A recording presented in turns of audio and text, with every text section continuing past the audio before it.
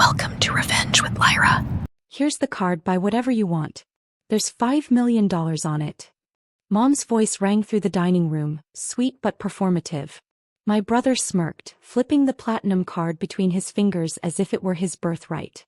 My name is Haley Brooks, I'm 29. And if you think family means trust, you've never met mine. How do you keep loving people who see your generosity as permission? I smiled politely, hiding the sting in my chest. Because that card, the one she just handed him, was mine. My salary card. My money. Months of work and contracts and long nights they never asked about. They told me it was family pooling. I believed them at first until I noticed transfers I didn't make. So I kept silent. Maybe if I kept giving they'd finally see me as more than their safety net. But when Mom and my brother rushed to the dealership that afternoon, laughing about finally buying something nice for themselves, I decided to follow. I parked across the street, heart thudding, and watched them parade through the glass doors like royalty. Mom adjusted her pearls. My brother handed over my card to the salesman with a confident grin. I knew exactly what would happen next. The salesman slid the card into the terminal. A beat passed. Then his brow furrowed. Wait, this is... The screen flashed account frozen. Suspicious activity. Mom's smile faltered. What do you mean suspicious? She snapped. The salesman turned the card toward her. This account's owner reported fraudulent access this morning. My brother blinked, color draining from his face. Fraudulent? That's our money. And that's when I stepped through the showroom doors. Correction, I said quietly. It's my money. Their world stopped, right there between the polished cars and my silence. For a moment the dealership went silent. No music, no chatter, just the sound of my mother's shaky breath. Her face twisted between disbelief and fury. You froze the account? She hissed. How could you do this to family? I took a slow step closer.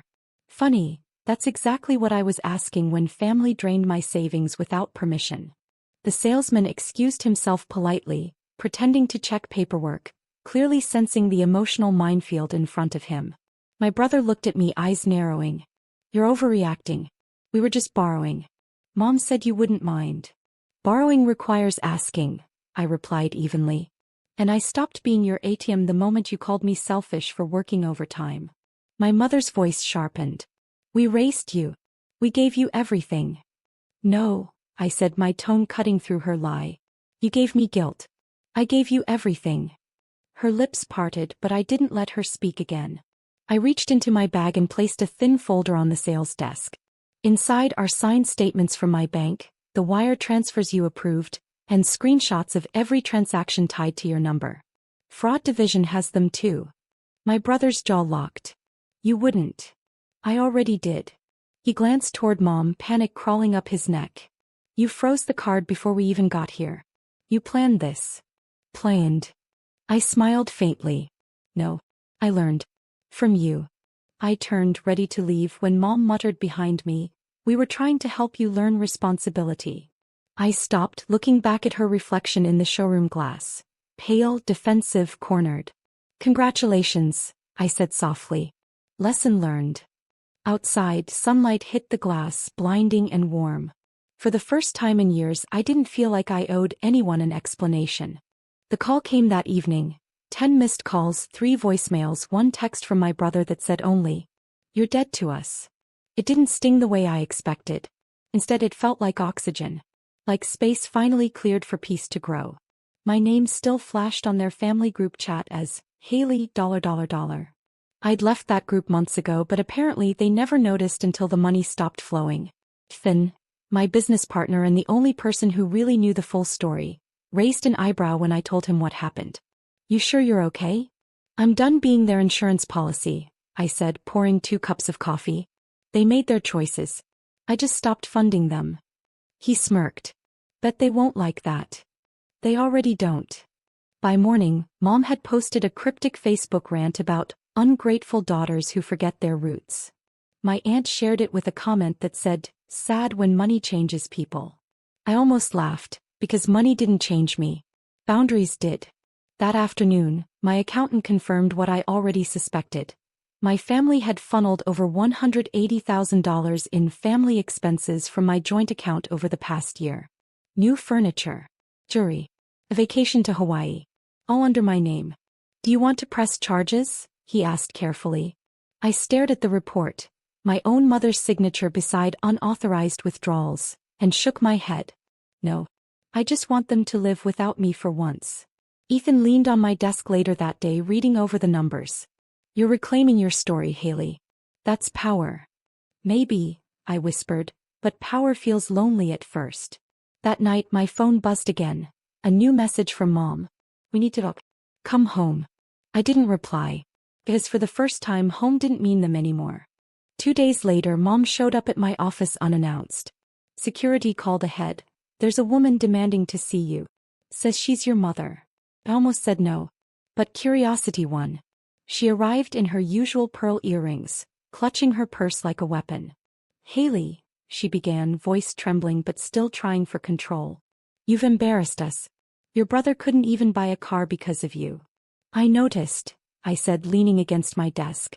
That was the point. Her jaw clenched. You froze your own family's access. I froze thieves' access, I corrected calmly. She inhaled sharply as if my composure offended her more than my words. We were going to pay it back, she insisted. You've changed, Haley. You used to be kind. I tilted my head. Kindness isn't the same as letting people rob you. Her tears came then, dramatic, practiced, the kind that always worked when I was younger. You think money gives you the right to judge us? We built you. No, Mom, I said quietly. You built excuses. I built my life. She stood there, shaking her head, disbelief turning to anger. You'll regret this when you're alone. I smiled faintly. Funny. I've never felt more surrounded by people who actually show up. The silence between us stretched thin. Finally, she whispered, your father's furious. He says you're out of the will. Perfect, I said. Then we're finally even. She left without another word. The elevator doors closed with a satisfying click. Ethan peeked in seconds later holding 2 coffees. Was that the storm? Just the aftershock, I said, exhaling. The real quake's still coming. Because I knew my father wouldn't take losing control quietly, not after being exposed. By the weekend the real quake hit. Dad's lawyer called first. A cold, measured voice informing me that my parents intended to rectify a financial misunderstanding. Translation: they wanted my frozen accounts unlocked. Then came the second blow, a notice from the property office. My father had tried to file a transfer of ownership for my apartment, claiming it as a family asset, purchased with parental support. I stared at the document in disbelief, then laughed out loud. They weren't just greedy, they were desperate. Ethan sat across the table as I explained, his expression unreadable. They actually forged the purchase date, I said. It's dated 2 years before I even had a job. Classic narcissistic panic move, he replied. You need to respond legally, not emotionally. He was right. So I called my attorney, the same woman who helped me set up my company's trust fund. Within hours she filed a counterclaim, documented proof of income, title deed, and every tax statement since purchase. By Monday morning my father's claim had been officially rejected. That's when the text came. You've shamed this family, Haley. You'll regret crossing us. For years I would have cried over those words. But now. They barely registered. I took a screenshot and forwarded it to my attorney, adding one line. Please include this in the harassment record. Ethan looked up from his laptop that night. They'll push harder before they give up. I know, I said, looking out at the Portland skyline. But they're not fighting me, they're fighting the mirror I held up. He smiled softly. Then let them see what they made. And for the first time I didn't dread what would come next, because I had proof, peace, and power on my side. Monday morning I arrived at work to find 2 reporters waiting in the lobby. One from the Portland Ledger, the other from a small online outlet.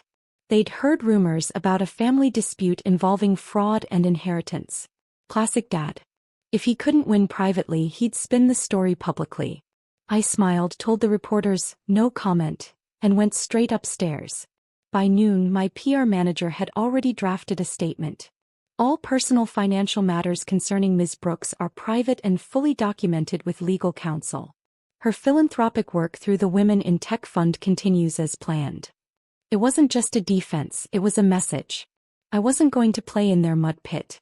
Ethan dropped by my office an hour later. "You handled that like a pro," he said.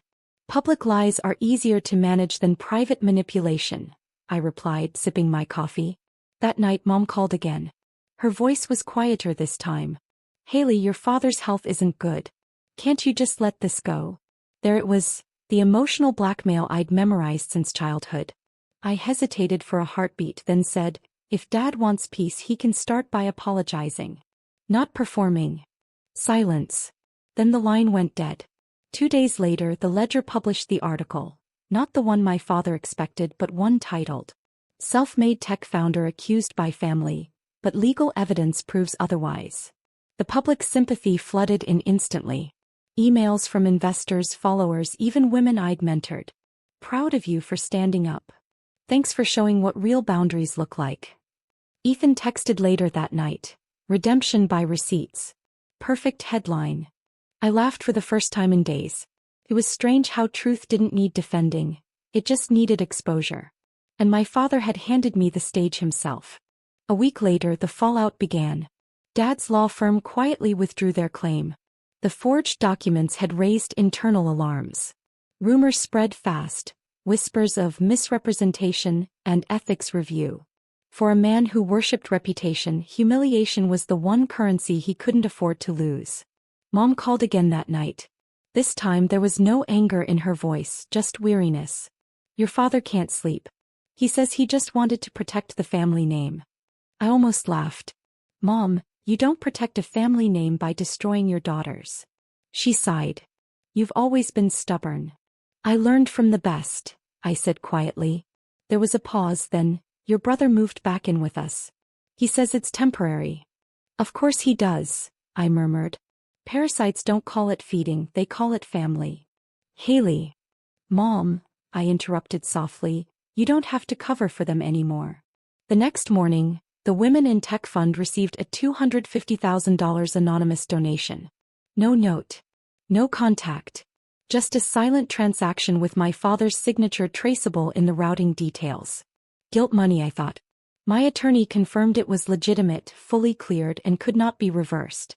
"I'll accept it," I said, "but under one condition.